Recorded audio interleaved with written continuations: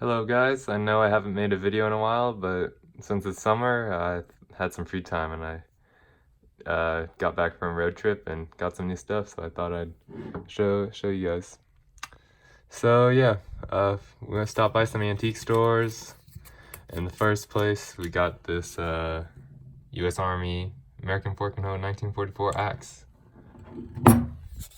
Yeah, it's been painted green post-war, I think. Yeah, you can see it right there, U.S. American Fork and Hoe 1944. It's pretty used. But yeah, they were asking 20, but then the vendor was actually there and then ended up getting it for 15. So not bad. I already have another one with the cover, but yeah, it's nice to get another one. From just what I've seen, the shovels are the most common, and then I've seen probably more axes than picks. There's a lot of like made in Taiwan or Japan pickaxes I've seen, but yeah, kind of hard to find the axes. Moving on, went to a yard sale. Picked up this Tootsie car for a buck. The guy was asking 50 cents, but I didn't have 50 cents, so I just, gave him a buck for it. And went to another antique store and didn't see much there. Everything was kind of overpriced, but I saw a bin of pins, and just glancing at it, I saw the World War II service ribbon, and I was like, oh, that's cool. It was $3 for the pins or 2 for $5, and I pulled it out, and then it was the whole ribbon. I was like, if I got another pin with it, so basically paid $2.50 for this. It's not bad. These are the wider style ribbons, and they have been plastic coated, which you see done. It's fairly common just to preserve it, but this is a really nice set. The colors are really clear. Whoever got it either didn't wear it or only wore it for a little bit and then just put it in storage or whatever. You can see on the back it says Los Angeles, California on those two. Yeah, it's a really nice ribbon bar. And my grandpa, he gave us, me and my brother, these each a P38 can opener. Mine's marked Malin Shelby. Yeah. My brother got one marked Speaker, and those were only made in 1948 and 1951 from what I've researched on the internet. And then we got all these pins and patches from one antique store. Some cool Ranger stuff. This one's 1st Battalion. I believe this is like 80s, 90s post-war type thing, post-Vietnam, excuse me, type thing. And then got a flag patch for a buck, and got another 1st Battalion. This is a scroll for $4. Yeah, you can see this is actually worn on a uniform, so that's cool. It's pretty pricey for a subdued patch, $4, but I believe, all this Ranger stuff went to the same person, so picked it up. Because this jump oval is also for 1st Battalion. You can see just the one red dash right there. Came with the jump wings too. I think we paid $5 for this. Yeah, $5. Yeah, it's not the right jump wings, because this oval's for the dress uniform, and they would have worn the silver jump wings. The subdued ones for their BDUs or ACUs. Got 4 Ranger Regiment DUIs, distinctive unit insignias. Yeah, they're nice enameled ones, probably from the same person as all this stuff. Got some nice ones on the sheet still. Picked up this collar insignia for a buck. I believe it's air defense, probably used in the 50s or 60s. Got this matching pair of World War II DUIs for $2, $2 a piece. Pinback, and I believe it's for the 112th Engineer Battalion. I'm not sure about their history in World War II, but we researched the motto, and I believe that's the unit. Yeah, and then last, we got this bag of World War I insignia and buttons, the two coat buttons, a big one for the actual jacket part, and then the small one for the pocket. This one's an engineer collar disc. This one's cool. I don't know if it was made in France or just a variation, but it is pinned back.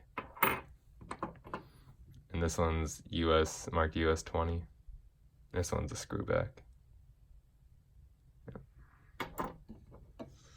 And then the USNA, I believe that stands for US National Army. Not 100% sure. This is actually the first World War I collar discs we picked up. And then moving on, we stopped by my grandpa's friend. He sells at the side of the road and at flea markets, and you know, he has a fair selection of military stuff. So most of it's just like ACU and the ALS gear. But I found some of these patches in patch bin. I don't know if ANG stands for Air National Guard or what. It's civil engineering. I thought this one was cool, Angus beef. And this one was actually worn on a uniform too. You could see all the loose threads on it. Yeah, that's pretty cool. He had a couple other ones unused, but yeah, I like that one. It's been on uniform. And then got these two Air Force ones, Tactical Air Command and Air Combat Command. The Tactical Air Command, I believe it was formed in 1946, and then it lasted till 1992, and then it was replaced or became known as the Air Combat Command. Yeah, this one's interesting. You can see it had the green, two individual pieces of green Velcro sewn, cut and sewn on the back. And Air Combat Command, Velcro on the back too for flight suits. And then picked up two IR flags. These are just the basic. Really like these, but yeah, these are, you know, just the standard issue reversed ones. Yeah, pretty cool. I probably have over half a dozen of those IR flags, but pretty cool. I pick them up whenever I see them. And he had a pile of knives, and I was looking through it, and I was like, no way. It's a pretty beat up rusty knife, but this is an M3 knife, issued in 1943, or started being issued in 1943. Basically, it was primarily issued to airborne and rangers. They received priority, but as the war progressed, they were issued for people who had the Thompson or the M1 carbine before they were issued a bayonet, just as a fighting knife, yeah, for those that didn't have bayonet. Yeah, this one's pretty rough condition. No markings on the blade, just a lot of pitting and rust. Yeah, there's probably markings on the hand or the guard right here. Yeah, it's missing some of the top washers or top leather spacers, but yeah, it's got some cracks and stuff. Yeah, that's pretty cool. I was gonna try to restore it, but the pitting is just so bad on this. I'm just gonna leave it as is. Actually probably just try to treat the rust, and that's about it.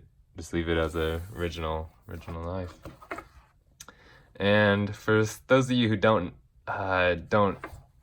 really go into modern gear that much, maybe you just focus on like World War II stuff, you probably don't know what this is. My grandpa didn't know what it was either. He was just like, you want this, really? But yeah, it looks like just a panel with zippers on it, and that's basically what it is. It's a back panel for a plate carrier.